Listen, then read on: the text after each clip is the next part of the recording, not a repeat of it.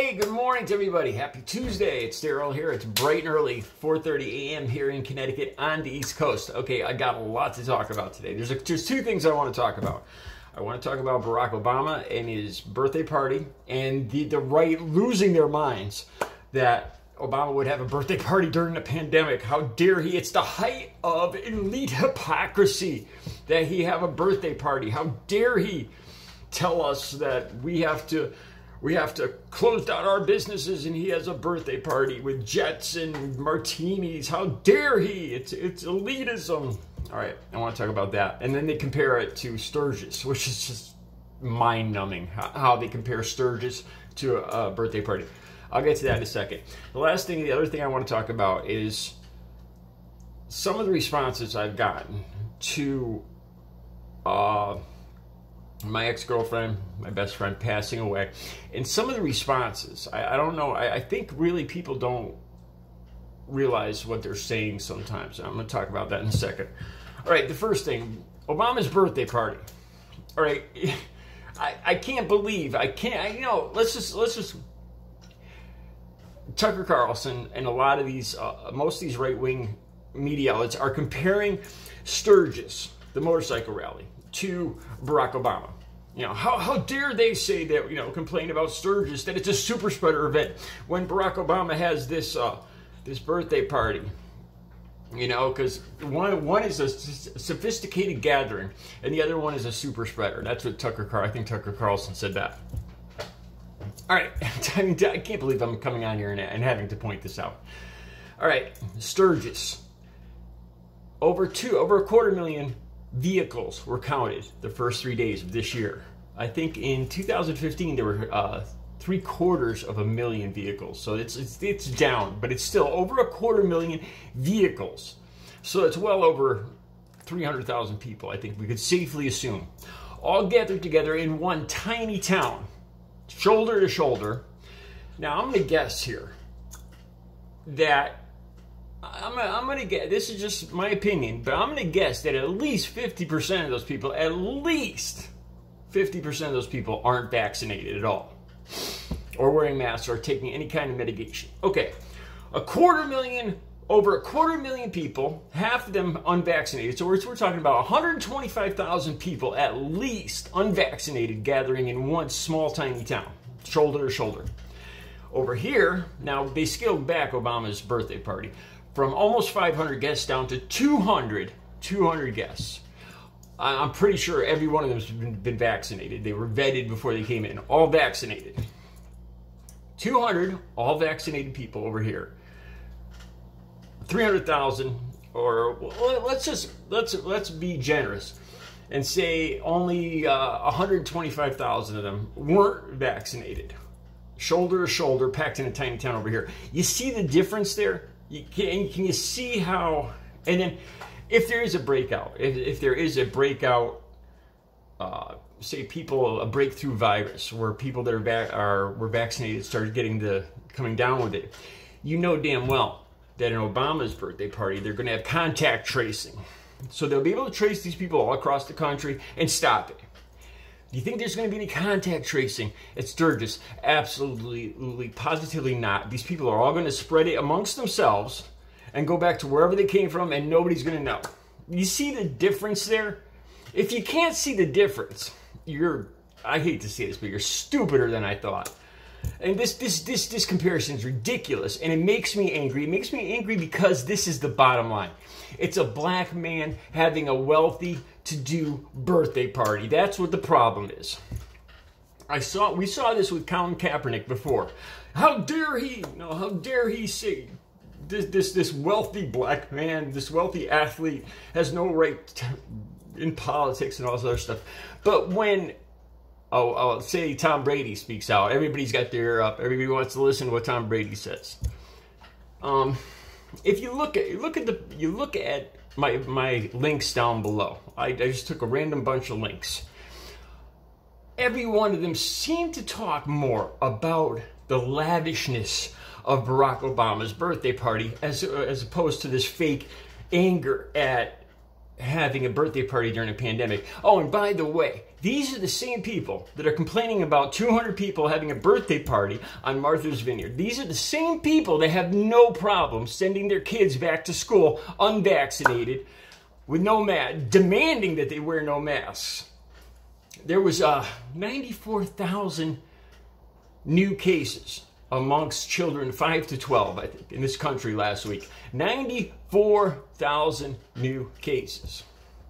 These people have no problem sending their kids back to school with no vaccines, no masks, no nothing. But oh my God, let a black man, a wealthy black man who is a president, let him have 200 people at a birthday party. Oh, that's it. The world's going to end. Come on. Come on. You can't tell me this isn't about race. You look at the links down below, and you see them talking about private jets and Barack Obama's mansion, and they talk about the servers there. The servers wore masks. You know, they made the servers wear masks when they didn't.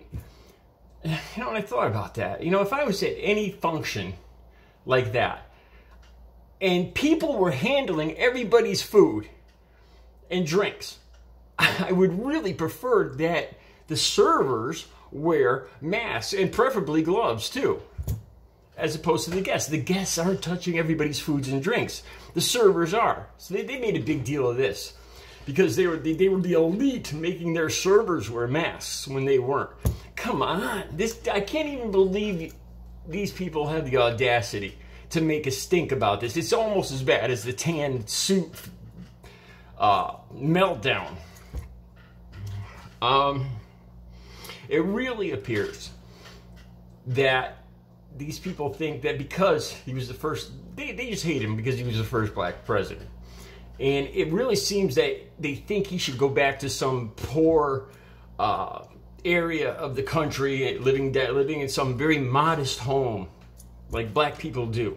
You know, how dare he have private jets and all this other stuff. Meanwhile, Trump's got gold toilets, lives in, God knows how many mansions this guy's got.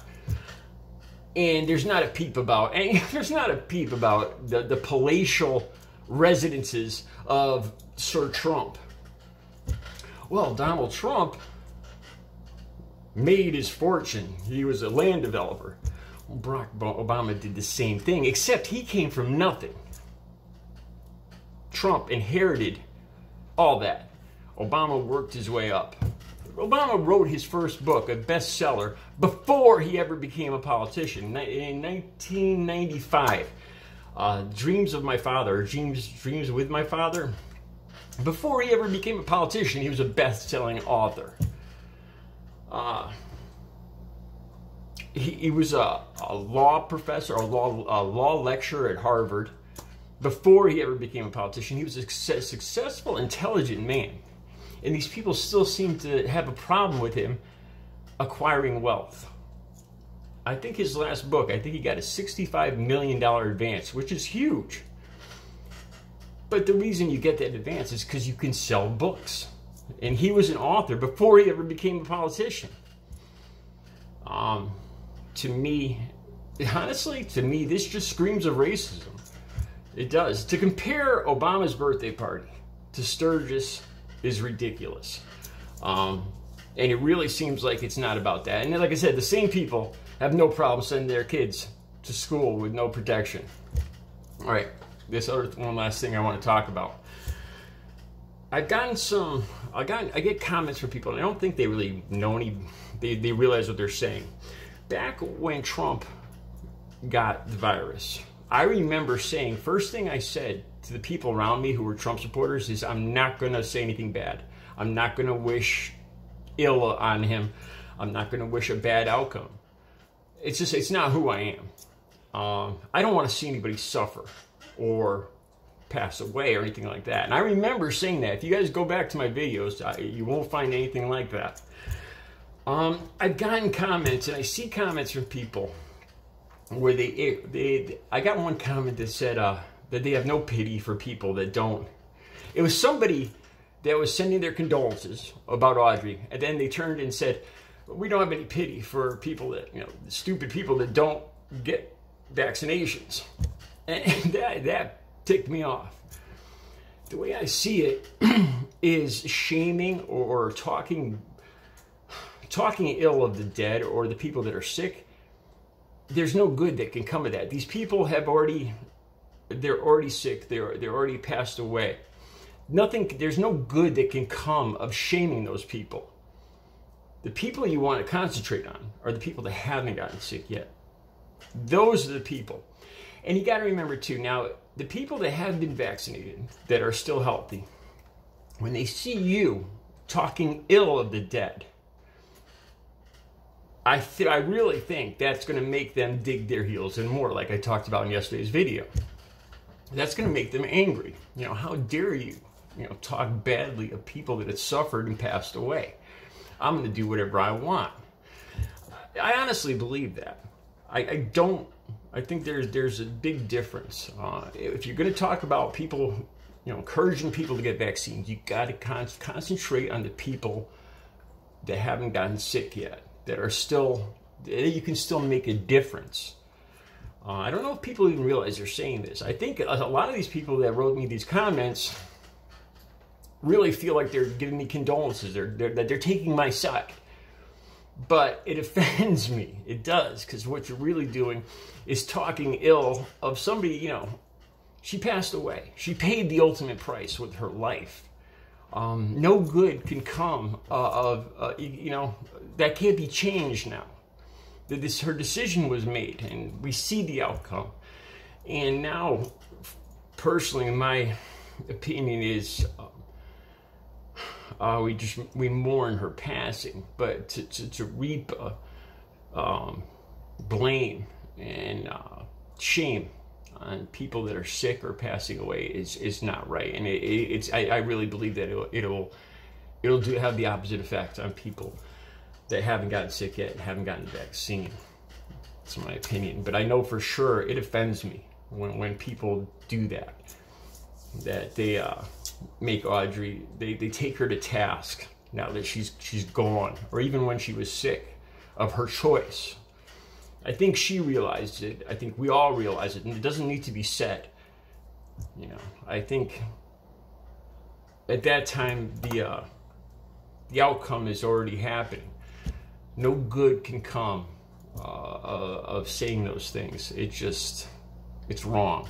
I truly believe that. All right, I'll be back later with another video. You guys have a great Tuesday.